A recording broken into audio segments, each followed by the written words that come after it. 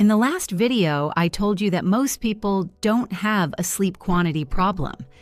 They have a sleep architecture problem. And I told you there's one specific stage of sleep that almost everyone is missing. This is that video. Deep sleep. Slow wave sleep. Whatever you want to call it. It is the most physically restorative stage your brain cycles through. And the research is unambiguous. If you're not getting enough of it, no amount of hours in bed will fix how you feel in the morning. So today we're going to cover exactly why your deep sleep is broken and the specific protocol to fix it. Quick primer, so we're on the same page. Your sleep cycles through 4 stages roughly every 90 minutes. Stages 1 and 2 are light sleep. Your brain is transitioning. Your body is slowing down. Stage 3 is deep sleep, also called slow wave sleep, where your brain literally produces slow, high-amplitude delta waves. Stage 4 is REM, where your brain is active again, processing memory and emotion. Deep sleep happens mostly in the first half of your night. REM dominates the second half. That's important, and I'll come back to it. During deep sleep, your pituitary gland releases growth hormone, the primary driver of physical repair. Your immune system consolidates. Your brain clears metabolic waste through something called the glymphatic system, literally flushing out the toxic byproducts that build up while you're awake, including proteins linked to cognitive decline. This is not a minor process.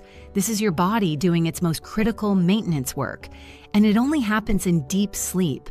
The problem is that deep sleep is also the most fragile stage.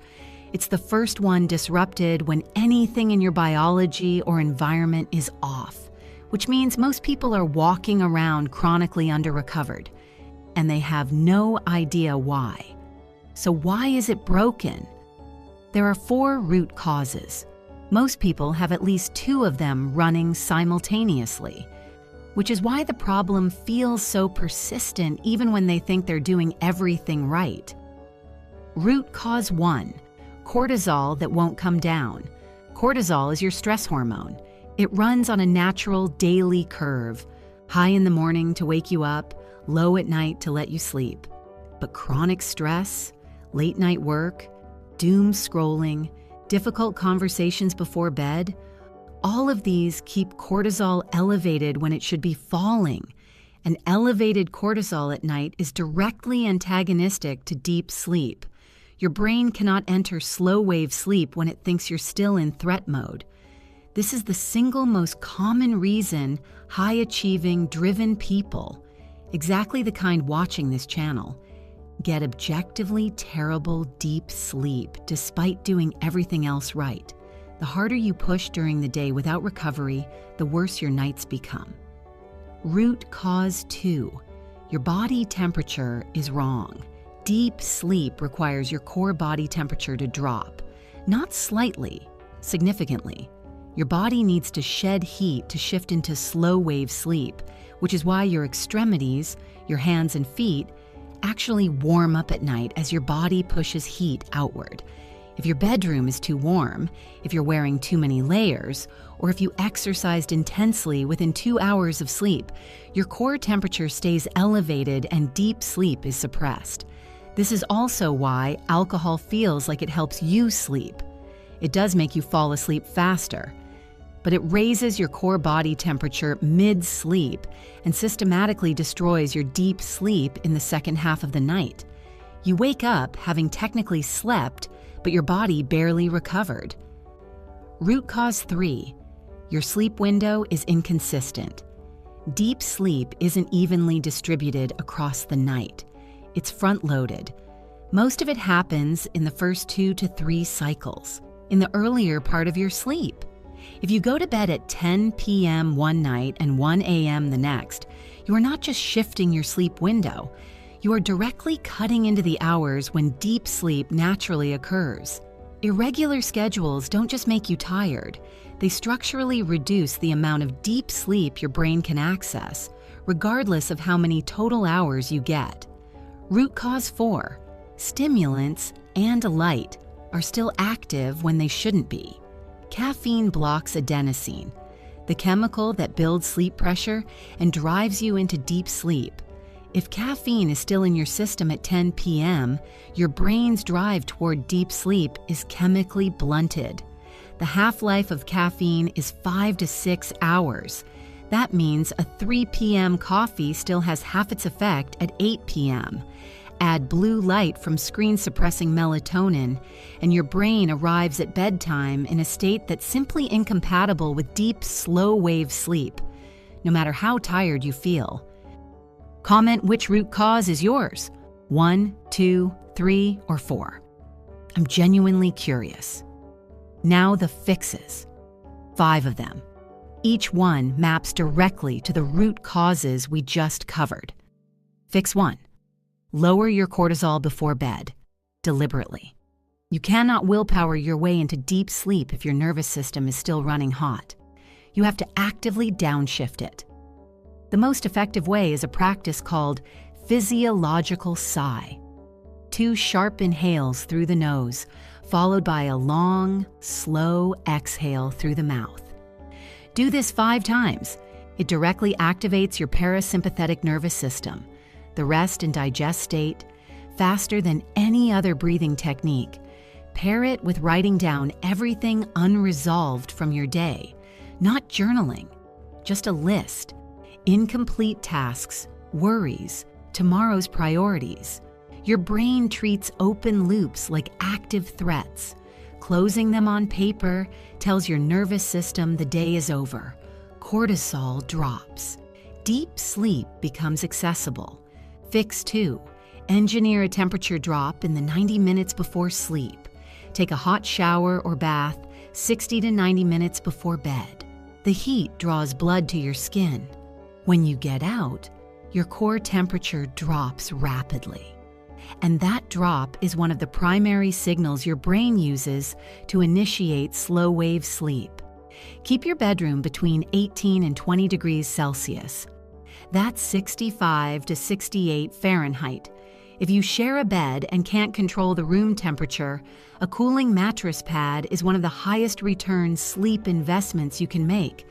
And stop drinking alcohol if deep sleep is your goal. Full stop. Even 1 drink measurably suppresses slow-wave sleep. 2 drinks can cut your deep sleep by up to 20%.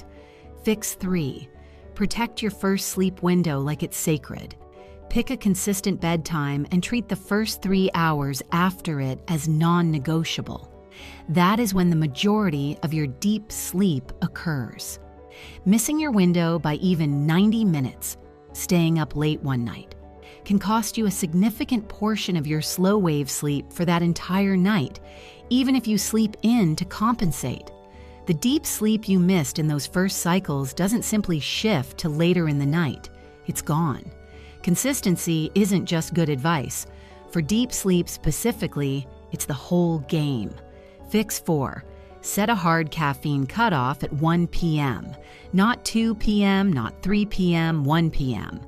If deep sleep is genuinely your priority, with a 5 to 6 hour half-life, a 1 p.m. coffee is mostly clear by 10 p.m. Anything later and you're chemically suppressing the very sleep stage you're trying to repair. If you need an afternoon energy boost, a 20-minute nap before 3 p.m. will do more for your afternoon performance than any coffee, without touching your night. Fix 5. Get morning sunlight within 30 minutes of waking.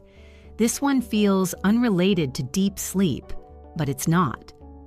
Morning light exposure sets your circadian rhythm start time, which determines when melatonin rises at night, which determines when your brain is ready to enter deep sleep.